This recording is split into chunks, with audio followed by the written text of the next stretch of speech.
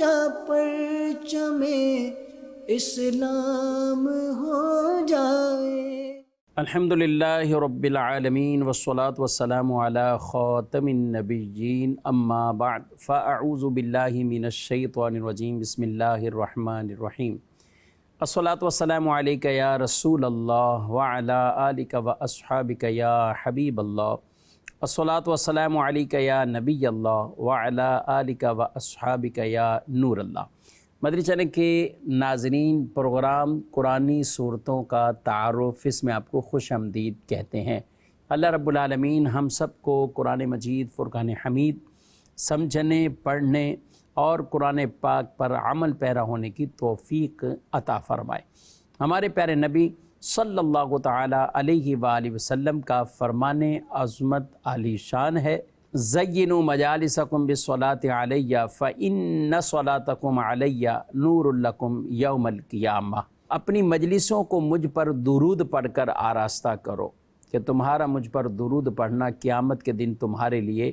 نور ہوگا۔ صلو علی الحبیب صلی اللہ تعالیٰ علی محمد صلی اللہ علیہ وسلم۔ ناظرین کرام، اس پروگرام میں ایک صورت مبارکہ کا تعارف اور پس منظر پیش کرنے کی کوشش کی جاتی ہے۔ اول تاخیر ہمارے ساتھ شامل رہیے۔ الحمدللہ قرآنی صورتوں کا تعارف، یہ پروگرام سورۃ النوح تک مکمل ہوا، اور آج جس سورہ مبارکہ سے ہم آغاز کریں گے وہ سورۃ الجن۔ قرآن پاک میں سورہ جن بڑی مشہور سورت ہے، اور سورہ جن کے بارے میں طرح طرح کے لوگوں نے بعض اوقات باتیں بھی مشہور کی ہوتی ہیں، اور کئی لوگ تو اس سورت کو ویسے ہی پڑھنے سے گھبراتے ہیں کہ یہ سورہ جن ہے، کہ اس کے پڑھنے سے وہ خاص ایک جنات سے تعلق سمجھتے ہیں، اور سورہ جن کی تلاوت کہتے ہیں کہ نہیں کرنی چاہیے۔ خیر، مختلف طرح کے توہمات ہیں، یہ حقیقت سے اس کا تعلق نہیں ہے۔ سورہ جن قرآن مجید فرقان حمید کی وہ صورت ہے جس میں اللہ پاک نے باقاعدہ جنات کی بھی ایک طرح کی حقیقت کو بیان کیا،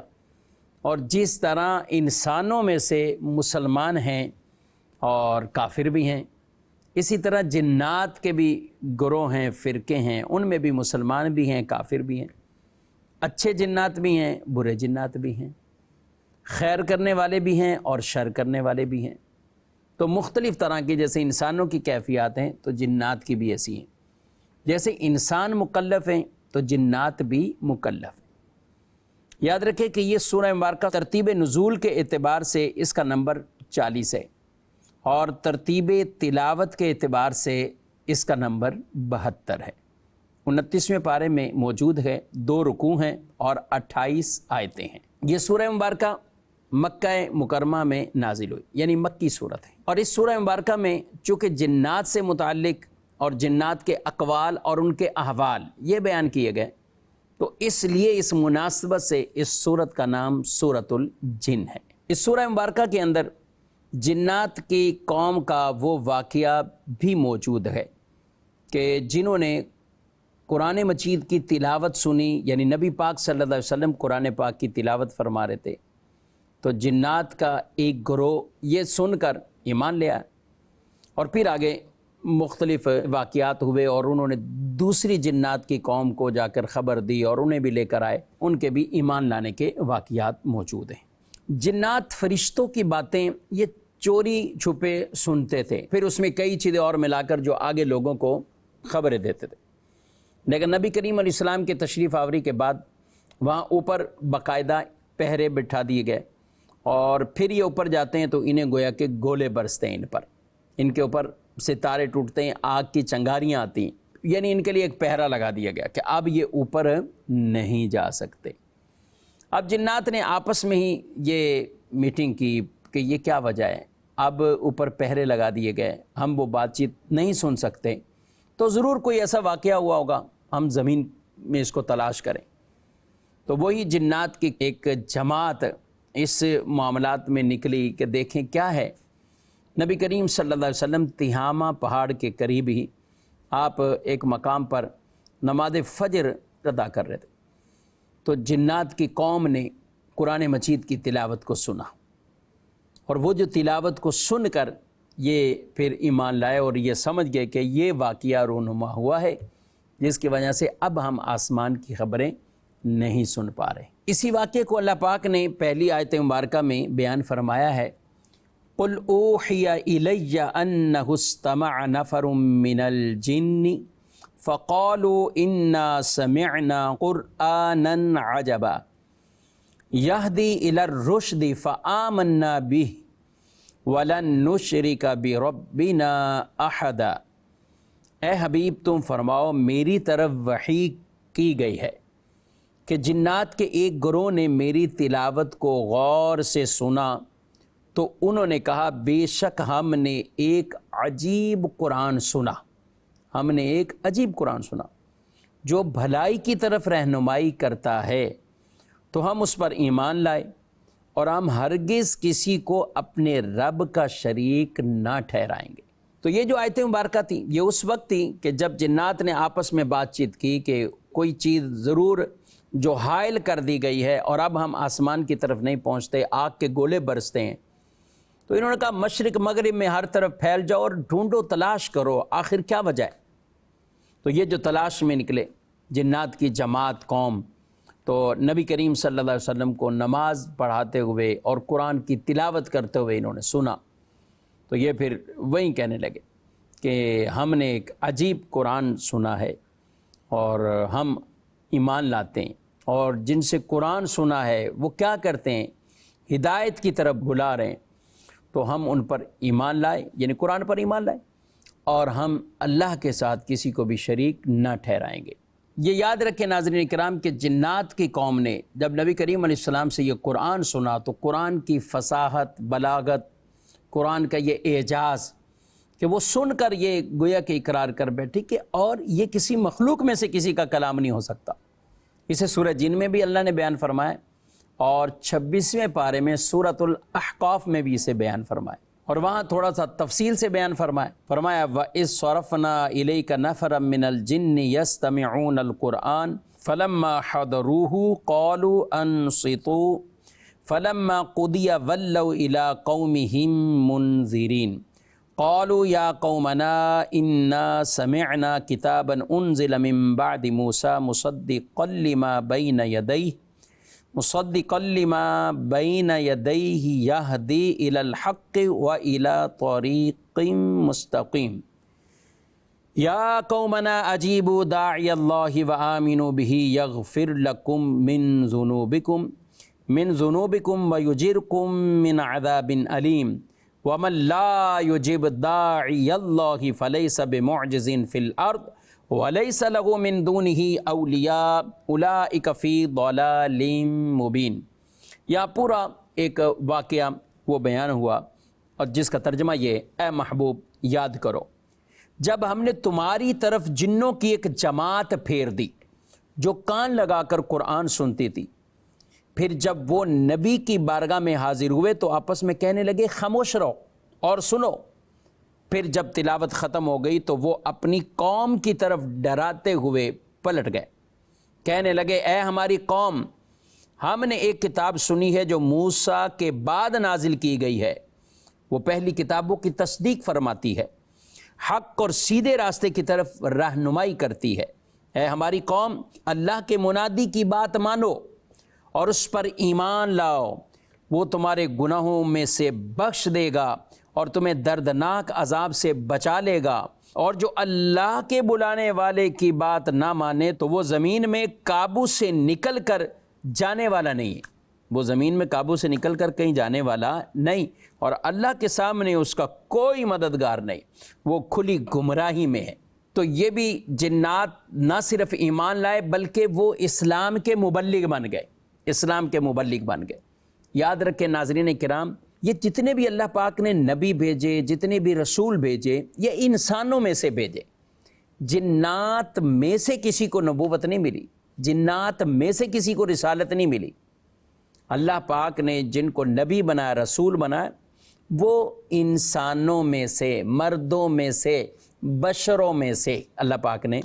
رسول بھیجے۔ ہاں وہ ہیں ساری مخلوق سے افضل ہیں، غیر نبی سے نبی وہ افضل ہیں، اعلیٰ ہیں، اور سارے انبیاء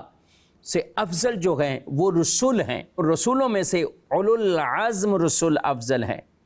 اور اولو العزم رسولوں میں سے بھی حضرت ابراہیم علیہ السلام جن کی افضلیت کو بیان کیا گیا، اور ابراہیم علیہ السلام سے بھی بڑھ کر میرے اور آپ کے پیارے محمد مصطفیٰ صلی اللہ علیہ وسلم یہ ہیں، یہ افضل ہیں، یہ اعلیٰ ہیں۔ تو میں عرض کر رہا تھا کہ جو نبی اور رسول اللہ نے بھیجے وہ انسانوں میں سے بھیجے، جنات میں سے کسی کو نہیں۔ جنات مکلف ضرور ہیں، ان میں سے جو ایمان والے ہیں، جو نیک ہیں، جی ہاں قیامت کے دن درجے پائیں گے۔ اور یہ بھی یاد رکھیں جنات یہ جنت میں نہیں جائیں گے، جنت اللہ پاک نے بنی آدم کے لیے بنائی ہے، یعنی آدمی کے لیے۔ ہاں جنت کے قریب اور ایک وہ مقام ہے جسے اعراف کہا جاتا ہے، وہ مقام ہے جو اعراف ہے، بلند ایک مقام، وہ اس میں یہ نیک جنات ہوں گے، ان کو اللہ پاک وہ مقام، وہ جگہ عطا فرمائے گا جس سے یہ جنت کو ملاحظہ کر رہے ہوں گے، جنت کو یہ دیکھ رہے ہوں گے۔ اس کی اور بھی ڈیٹیل تفصیل سورۃ الاعراف میں موجود ہے۔ تو خلاصہ یہ ہوا کہ نبی کریم علیہ السلام پر یہ جنات کی قوم باقاعدہ ایمان لائے، اور پھر آگے مختلف انداز سے یہ دین کے مبلغ بھی بنے اور تبلیغ بھی کرنے والے بنے۔ اب یہ جو جنات کو آسمانوں کی باتیں سننے سے روک دیا گیا، تو یہ آگے اللہ پاک قرآن پاک میں فرماتا ہے وَأَنَّا لَمَسْنَا السَّمَاءَ فَوَجَدْنَاهَا مُلِيَتْ حَرَسًا شَدِيدًا وَشُهُبًا وَأَنَّا كُنَّا نَقْعُدُ مِنْهَا مَقَاعِدَ لِلسَّمْعِ فَمَنْ يَسْتَمِعِ الْآنَ يَجِدْ لَهُ شِهَابًا رَصَدًا۔ اور یہ کہ ہم نے آسمان کو چھوا تو اسے پایا کہ سخت پہرے اور آگ کی چنگاریوں سے بھر دیا گیا، اور یہ کہ ہم پہلے آسمان میں سننے کے لیے کچھ بیٹھنے کی جگہوں پر بیٹھ جایا کرتے تھے، پھر اب جو کوئی سنے وہ اپنی طاق میں آگ کا شعلہ پائے۔ اس آیت کا خلاصہ یہ ہے کہ جنات یہ کہتے ہیں کہ ہم پہلے اپنی عادت کے مطابق آسمان دنیا کی طرف جاتے ہیں اور وہاں سے فرشتوں کی باتیں وہ سنتے ہیں، اور یہ بھی روایات میں کہ یہ ایک کلمہ تو درست سنتے، حق تھا وہ ایک کلمہ، 9 باتیں اپنی طرف سے ملا لیتے یا کئی باتیں اس میں ملا لیتے، ایک بات حق ہوتی بقیہ ملا لیتے۔ اب جب ایسا ہوا کہ یہ نبی کریم علیہ السلام کی بعثت سے پہلے تو یہ کام کرتے رہے، جب حضور علیہ السلام کی بعثت ہو گئی تو آسمانوں پر گویا کے پہرے بٹھا دیے گئے۔ اب یہ اوپر آتے ہیں، ان کو آگ کے شعلے پڑتے ہیں، ان کو وہ ستارے پڑتے ہیں، تو یہ آپس میں کہنے کہ ہم تو پہلے اوپر بیٹھ بھی جایا کرتے تھے، کئی جگہ پہ ہم بیٹھ بھی جایا کرتے، فرشتوں کی باتیں بھی سن لیتے تھے، لیکن اب یہ ایک رکاوٹ حائل ہوگی اور ان پر پہرے لگا دیے گئے۔ تو جنات نے یہ شیطان سے کہا، ابلیس سے کہا، تو ابلیس نے کہا، شیطان نے کہا کہ تم اس چیز کو مشرق مغرب پھیل جاؤ، تو یہ تلاش کرو یہ کیا وجہ ہے۔ تو پھر یہ جو نبی کریم علیہ السلام کا جو واقعہ ہوا کہ جنات کی قوم نے یہ قرآن سنا، تو پھر جب ابلیس کو یہ پتہ تو اس نے کہا ہاں یہی نئی بات ظاہر ہوئی ہے جس کی وجہ سے یہ رکاوٹ حائل کر دی گئی ہے۔ اگلی آیات میں جنات کے مسلمان ہونے اور کچھ کے ظالم یعنی کافر ہونے کے حوالے سے بھی فرمایا وَأَنَّا مِنَّا الْمُسْلِمُونَ وَمِنَّا الْقَاسِطُونَ فَمَنْ أَسْلَمَ فَأُولَئِكَ تَحَرَّوْا رَشَدًا وَأَمَّا الْقَاسِطُونَ فَكَانُوا لِجَهَنَّمَ حَطَبًا۔ اور یہ کہ ہم میں کچھ مسلمان ہیں اور کچھ ظالم، تو جو اسلام لائے تو وہی جنہوں نے ہدایت کا قصد کیا، اور بہرحال جو ظالم ہے تو وہ جہنم کے ایندھن ہو گئے، وہ جہنم کے ایندھن ہو گئے۔ یعنی جب قرآن سنا نبی کریم علیہ السلام سے تو اب ان میں بھی آگے فرقے ہو گئے، کچھ اور بٹ گئے، تقسیم ہو گئے، کچھ وہ جو ایمان لے آئے تو جو ہدایت چاہتے تھے اور ان کے لیے پھر اللہ کی طرف سے انعامات ہیں، اور کچھ وہ کہ جو ظالم بن گئے، کافر رہے، تو اللہ نے کیا فرمایا فَكَانُوا لِجَهَنَّمَ حَطَبًا، تو وہ جہنم کے ایندھن ہو گئے، وہ جہنم کے ایندھن ہو گئے۔ یہاں ایک سوال ہے کہ جنات کو تو پیدا ہی آگ سے کیا گیا ہے، تو آگ سے پیدا کرنے کے بعد اگر عذاب میں انہیں آگ میں ہی ڈالا جائے گا تو آگ کو کیا نقصان پہنچائے گی؟ تو اس کا جواب یہ ہے کہ بالکل اسی طرح پیدا کیا گیا، جنات کو آگ سے ہی پیدا کیا گیا، مگر جو جہنم کی آگ ہوگی، اب یہ اللہ پاک قادر مطلق ہے، ہو سکتا ہے ان کی حیت کو، کیفیت کو تبدیل کر دے، کہ جنات کی کیفیت ایت کو تبدیل کر کے اس میں عذاب دے، اور یہ بھی ہو سکتا ہے کہ جہنم کی آگ ہی اس کو وہ تکلیف پہنچائے۔ جہنم کے بعد حصے دوسرے بعد حصوں کے بارے میں اللہ سے پناہ مانگتے ہیں، یعنی وہ شدت والے، تو اللہ پاک جس طرح چاہے گا ان کے لیے وہ جہنم کو ایندھن بنا دے گا، آگ کا ایندھن بنا دے گا۔ تو یہاں تک یہ کچھ جنات کے حوالے سے گفتگو کی ہے۔ مزید بھی کچھ اور آیات مبارکہ ہیں جن میں آخرت، قیامت کے حوالے سے، پھر مسلمان کو قیامت کے دن جو اللہ کی نصرت اور مدد ملے گی، کفار جو بے مدد کے ہوں گے تو ان کے بارے میں بھی ذکر کیا ہے۔ ایک آیت مبارکہ اللہ پاک نے فرمایا وَأَنَّ الْمَسَاجِدَ لِلَّهِ فَلَا تَدْعُوا مَعَ اللَّهِ أَحَدًا، یہ کہ مسجدیں اللہ ہی کی ہیں تو اللہ کے ساتھ کسی کی عبادت نہ کرو، اللہ کے ساتھ کسی کی عبادت نہ کرو۔ اس آیت میں فرمایا مسجدیں اللہ کی ہیں تو اللہ کے ساتھ کسی کی اور کی عبادت نہ کرو۔ یہاں رد ان کا کہ جو عیسائیوں نے، یہودیوں نے اپنے گرجوں میں جا کر جو شرک کرنا شروع کیے، تو یہاں اللہ پاک نے فرمایا مسجد اللہ کے لیے، تو اللہ کے علاوہ کسی کی عبادت نہ کرو۔ بعض اس کا ترجمہ کر کے کہ اللہ کے سوا کسی کو پکارو ہی نہیں، وہ یہ معنی لے لیتے۔ اچھا، وہ پکارنے کو بھی معاذ اللہ شرک کر کے یا رسول اللہ پکارا تو شرک ہو گیا، یہ پکارا تو شرک ہو گیا، یہ پکارا تو شرک ہو گیا۔ حالانکہ یہاں پکارنے کی وہ ممانعت اس طرح نہیں ہے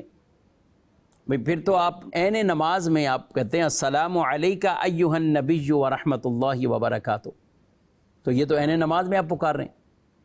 تو یہاں پکارنا مطلقاً وہ مراد نہیں بلکہ عبادت۔ قرآن پاک میں کئی پکارنے والی آیات ہیں، تدعون، یدعون، اس طرح کلمات، تو مراد اس سے عبادت کرنا مائیں، یعنی کس کی عبادت کرتے ہو۔ اور ایسے کئی لوگ ہیں کہ جو ان آیات کو معاذ اللہ وہ مسلمانوں پہ چسپا کرنا شروع کرتے ہیں، حالانکہ شرک کے حوالے سے یہ آیتیں آئیں۔ مسلمان تو اگر نبی صلی اللہ علیہ وسلم کو پکارتے ہیں، اولیاء کو پکارتے ہیں، تو ان کو کوئی یہ سمجھ کر تو نہیں پکارتے کہ وہ اللہ جیسے ہیں معاذ اللہ، یا وہ بھی خدا ہیں معاذ اللہ، یا وہ عبادت کے لائق ہیں معاذ اللہ، ایسا کچھ نہیں۔ اللہ کے پیغمبر، نبی اور امام الانبیاء صلی اللہ علیہ وسلم سارے اللہ کے نبی ہیں، اللہ کے خاص بندے ہیں، وہ ان کو خدا تو کوئی نہیں مانتا۔ صحابہ اور اہل بیت اور اولیاء صالحین کو معاذ اللہ کون خدا کہتا ہے؟ لیکن جو الزام لگانے والے ہیں وہ شرک کے ایسے ایسے الزام لگا دیتے، اور یہ بدترین وہ لوگ ہیں کہ جن کے بارے میں حضرت عبداللہ بن عمر رضی اللہ تعالی عنہما نے فرمایا کہ جو آیتیں بتوں کے بارے میں نازل ہوئیں وہ انہوں نے مومنوں پر چسپا کرنا شروع کر دی، وہ ایمان والوں پر انہوں نے چسپا شروع کر دی۔ تو اس لیے اس دھوکے میں کبھی بھی نہیں آنا چاہیے، اس دھوکے میں قطعاً کبھی بھی نہیں آنا چاہیے۔ مراد اس سے وہی عبادت مراد ہے کہ جو مسجد اللہ کے لیے، اللہ کے علاوہ کسی اور کی عبادت نہ کرو۔ شان نزول بھی یہی جو بیان کیے گئے کہ یہودیوں اور عیسائیوں نے جو گرجوں میں جا کر شرک کرنے لگ گئے، ان کے اعتبار سے یہ آیت مبارکہ ہے کہ مساجد اللہ کے لیے، ملکیت کے اعتبار سے بھی ویسے ہر شے اللہ مالک ہے، مگر مسجدیں چونکہ لوگ اپنے تصرف اور ملکیت سے نکال کر بطور خاص اللہ کے لیے انہیں وقف کرتے ہیں، تو اس لیے انہیں بطور خاص مسجدوں کو یہ کہا۔ اور باقی مسجد ہونے میں ساری مسجدیں برابر ہیں، دنیا کی جتنی مسجدیں وہ برابر، وقف کے اعتبار سے۔ ہاں، بعض مساجد میں ثواب زیادہ، وہ ضرور بیان فرمایا گیا، مسجد حرام شریف ہے، مسجد نبوی شریف ہے، بیت المقدس مسجد اقصی شریف ہے، جن کے بارے میں فضائل بیان کیے گئے، تو ثواب فضائل وہ اپنی جگہ، لیکن مسجد ہونے کے اعتبار سے ساری مسجدیں وہ حکم میں برابر ہیں کہ یہ سب کے سب کسی کی ذاتی ملکیت نہیں، یہ اللہ کی ملکیت میں ہے۔ آگے ایک اور 26 نمبر اور 27 نمبر آیت مبارکہ، کمال کی آیت مبارکہ، عقیدہ علم غیب بھی واضح کر دیتی ہے۔ اللہ پاک فرماتا ہے عالم الغیب فلا یظہر علی غیبہ احدا الا من ارتضی من رسول فانہ یسلک من بین یدیہ ومن خلفہ رصدا۔ غیب کا جاننے والا اپنے غیب پر کسی کو اطلاع نہیں دیتا سوائے اپنے پسندیدہ رسولوں کے کہ ان کے آگے پیچھے پہرے دار مقرر کر دیتا ہے۔ غیب کا جاننے والا وہ اللہ ہی ہے، اور وہ کسی پر ظاہر نہیں فرماتا، کسی پر ظاہر نہیں فرماتا مگر رسولوں میں سے جسے چن لے، اور ان کے ارد گرد پاس پہرے دار مقرر ہیں، مطلب فرشتے ہیں جو شیطان سے ان کی حفاظت کرتے ہیں، اور وہ کچھ خلط ملط کلام نہیں ہونے دیتے، تو فرشتے ان کی حفاظت کے لیے۔ تو اللہ پاک اپنے رسولوں میں سے جسے چاہے انہیں وہ عطا فرماتا ہے، وہ غیب ان پر ظاہر بھی فرما دیتا ہے، تاکہ انبیاء کرام کا بیان کرنا یہ ان کے لیے معجزہ ہو جائے۔ ایک جگہ یہ بیان فرمایا، ایک اور مقام وَمَا كَانَ اللَّهُ لِيُطْلِعَكُمْ عَلَى الْغَيْبِ وَلَكِنَّ اللَّهَ يَجْتَبِي مِن رُّسُلِهِ مَن يَشَاءُ، کہ اے عام لوگوں، اللہ کی یہ شان نہیں کہ تمہیں وہ غیب پر مطلع کرے، لیکن اپنے رسولوں میں سے جسے چاہے۔ ایک جگہ یجتبی فرمایا، ایک جگہ من ارتضی فرمایا۔ اب دونوں کا مفعول کا صیغہ، یعنی جس کو چاہا گیا، جس کو عطا کیا گیا، تو مرتضی اور مجتبی، اور یہ دونوں نام ہمارے پیارے نبی صلی اللہ علیہ وسلم کے صفاتی، مرتضی بھی حضور، مجتبی بھی حضور صلی اللہ علیہ وسلم۔ تو اللہ اپنے رسولوں میں سے جسے چاہے انہیں وہ عطا فرماتا ہے۔ اور ہمارے اہل سنت کا یہ عقیدہ کہ وہ باتیں، بعض غیوب وہ ہیں، غیب کی چیزیں کہ جو انبیاء اور رسولوں کے ساتھ خاص ہیں، اور بعض ایسی چیزیں کہ جو اللہ ان کے واسطے سے ان اولیاء کو بھی یہ غیب کی خبریں عطا فرماتا ہے۔ تو جہاں اللہ چاہے، رب کی عطا ہے، تو پھر شرک اور کس طرح کا کوئی شائبہ یہ نہیں ہونا چاہیے۔ اس عقیدے کو یوں واضح طور پر سمجھنا چاہیے کہ علم غیب ہے وہ اللہ کی عطا ہے، اللہ کی دی ہوئی طاقت سے گئے۔ وَعَلَّمَكَ مَا لَمْ تَكُنْ تَعْلَمْ، اے محبوب آپ جو نہیں جانتے تھے اللہ نے وہ آپ کو سکھا دیا،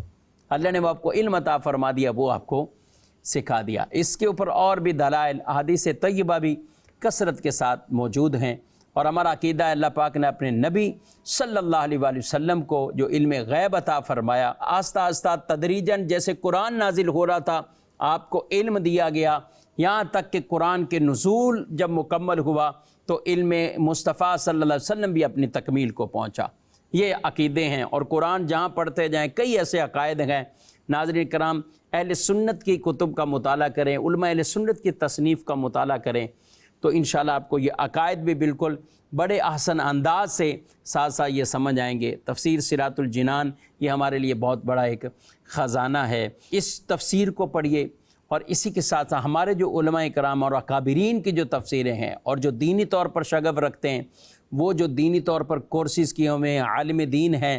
اور یا جامعۃ المدینہ یا کسی بھی دینی درسگاہ میں پڑھ رہے ہیں، تو آپ علماء اہل سنت کی اسلاف کی جب کتب اور عربی تفاسیر بھی اٹھا کر دیکھیں گے تو ان آیات کے تحت باقاعدہ انہوں نے ثابت کیا ہوا ہے کہ نبی کریم علیہ السلام کے لیے علم غیب بھی، جہاں کہیں نور کی بات آتی ہے، جہاں دیگر عقائد کی بات آتی ہے، تو جو عقائد اہل سنت کے الحمدللہ یہ ہمارے اسلاف اور عربی تفاسیر میں بھی اسی طرح ان کی تفسیر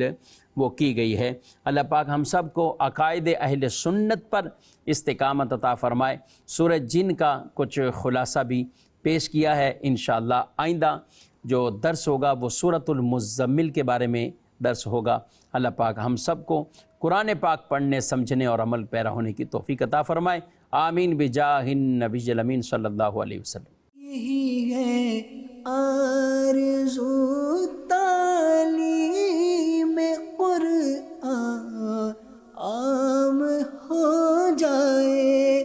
ہر ایک پرچم سے اونچا پرچم اسلام ہو